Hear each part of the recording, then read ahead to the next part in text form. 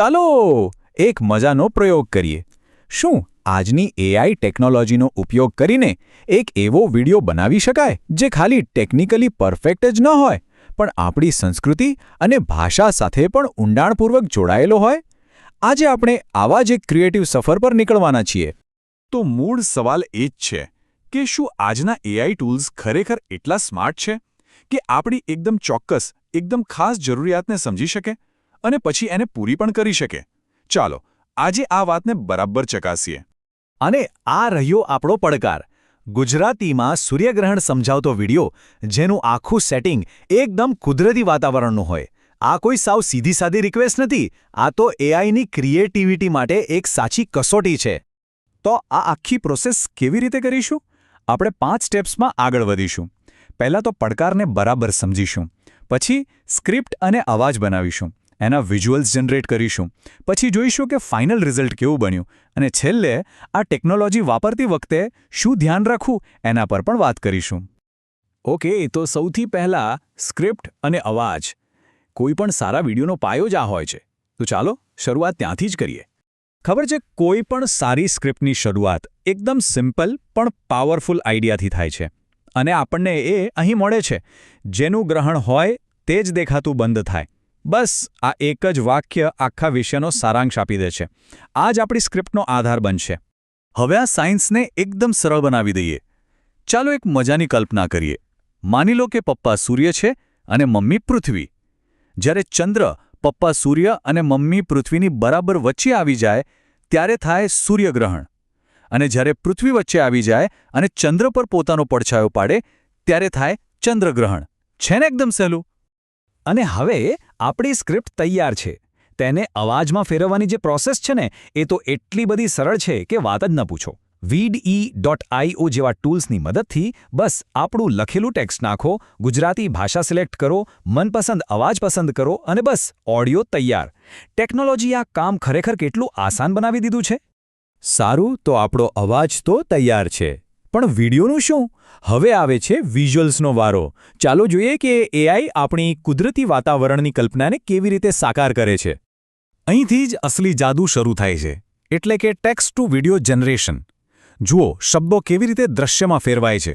આપણે એઆઈને કહ્યું, એક શાંત, જાણે કોઈ બીજી દુનિયાની ખીણ હોય, એના પર સૂર્યગ્રહણના પડછાયા પડી રહ્યા છે અને આખી ખીણ ચમકતા ધુમ્મસથી ભરેલી છે.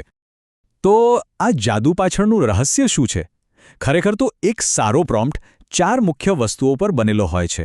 વાતાવરણ કેવું છે? જંગલ છે કે ખીણ? લાઇટિંગ કેવી છે? સવારનો સમય છે કે ધુમ્મસ છે? તેમાં કોઈ હલચલ છે, જેમ કે પાંદડા હલી રહ્યા છે? અને એની સ્ટાઇલ કેવી છે? સિનેમેટિક કે રિયલ જેવી? આ બધી ડિટેલ્સ એઆઈને આપણી કલ્પનાને બરાબર સમજવામાં મદદ કરે છે. ઓકે, તો હવે એ સમય આવી ગયો છે જેની આપણે રાહ જોઈ રહ્યા હતા. બધી મહેનતનું ફળ, જ્યાં આપણી સ્ક્રિપ્ટ, અવાજ અને વિઝ્યુઅલ્સ બધું જ એકસાથે ભળી જાય છે. અને પરિણામ? એ છે એકદમ સુંદર એઆઈથી બનેલો વિડિયો જે ગુજરાતીમાં સૂર્યગ્રહણ સમજાવે છે, અને એ પણ એકદમ અદ્ભુત કુદરતી બેકગ્રાઉન્ડ સાથે. આનાથી એ તો સાબિત થઈ ગયું કે એઆઈએ આપણો જે ચોક્કસ પડકાર હતો ને, એને સફળતાપૂર્વક પૂરો કરી બતાવ્યો છે. ચાલો હવે થોડી પ્રેક્ટિકલ વાત કરીએ, કારણ કે સારા રિઝલ્ટ મેળવવા માટે શું કરવું જોઈએ અને કઈ ભૂલોથી બચવું જોઈએ એ સમજવું પણ એટલું જ જરૂરી છે. અહીં એક વાત ખાસ યાદ રાખવા જેવી છે. જો તમે પોતાનો એઆઈ અવતાર બનાવવા માટે ફૂટેજ રેકોર્ડ કરી રહ્યા હો, તો અમુક ટેકનિકલ બાબતો પર ધ્યાન આપવું ખૂબ જ જરૂરી છે. સારો કેમેરો, સ્ટેબલ શોટ અને ક્લિયર ઓડિયો. કારણ કે સિમ્પલ નિયમ છે, જેટલું સારું ઇનપુટ એટલું જ સારું આઉટપુટ મળશે. હેજેનના એક્સપર્ટ્સ પણ કહે છે કે અમુક સામાન્ય ભૂલો હોય છે જે તમારા એઆઈ અવતારને એકદમ અકુદરતી બનાવી શકે છે. જેમ કે એક જ ટોનમાં બોલ્યા કરવું, હાથથી બહુ વધારે ઇશારા કરવા, કે પછી કેમેરામાં જોવાની જગ્યાએ આજુબાજુ જુઓ. આ નાની બાબતોથી બહુ મોટો ફરક પડે છે. હવે એક બહુ જ અગત્યનો મુદ્દો.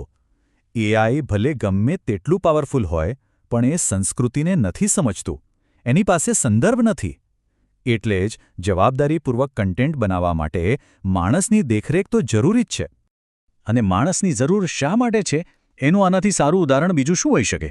સૂર્યગ્રહણ સાથે કેટલી એવી માન્યતાઓ જોડાયેલી છે, જેમ કે ખાવાનું અશુદ્ધ થઈ જાય, કે પછી સગર્ભા સ્ત્રીઓએ બહાર ન નીકળવું જોઈએ? હવે આ એવી બધી સંવેદનશીલ બાબતો છે જે એઆઈની સમજની બહાર છે. તો આ આખા પ્રયોગ પરથી આપણે શું શીખ્યા? મુખ્ય વાત એ છે કે એઆઈ વિડિયો બનાવવાની ટેકનોલોજી હવે ફક્ત મોટા એક્સપર્ટ્સ માટે જ નથી રહી. એ ભાષા અને પ્રોડક્શનના અવરોધોને તોડી રહી છે અને કોઈ પણ વ્યક્તિને પોતાના ખાસ વિચારો દુનિયા સામે મૂકવાની તાકાત આપી રહી છે. તો વિચારો, જો એઆઈ આટલું બધું કરી શકે છે તો પછી આપણી સર્જનાત્મકતાની કોઈ સીમા ખરી? હવે સવાલ એ નથી કે એઆઈ શું કરી શકે છે. અસલી સવાલ તો એ છે કે આટલા શક્તિશાળી સાધનનો ઉપયોગ કરીને આપણે શું બનાવીશું?